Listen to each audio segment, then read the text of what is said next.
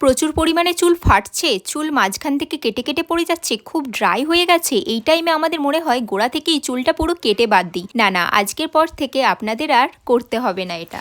বেশিরভাগ মানুষেরই চুলের সমস্যায় প্রচুর পরিমাণে ভুগছে, আর বেশিরভাগ মানুষেরই চুলের নিচেটা প্রচুর পরিমাণে ফেটে যাচ্ছে। তাই আমি বলছি, যাদের বেশি ফেটে যাচ্ছে তারা 1 মাস অন্তর অন্তর এইভাবে চুলটা নিচে থেকে একটু কাঁচি দিয়ে কেটে নেবে।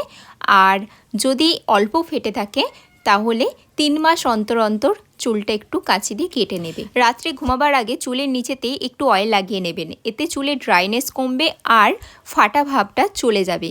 আর যদি পারেন তো রাত্রে ঘুমাবার আগে চুলটা হালকা করে বেনি বেঁধে নেবেন। দেখতেই তো পাচ্ছেন আমার হাতে একটা জুস আছে, এই জুসটা খাওয়ার কারণে আমার চুল লম্বা হচ্ছে, ঘন হচ্ছে আর প্রচুর পরিমাণে স্ট্রং হচ্ছে। আর আমার চুল প্রচুর শাইনি। জানতে চাইলে অবশ্যই কমেন্ট করবেন, ভিডিও ভালো লাগলে লাইক সাবস্ক্রাইব করবেন।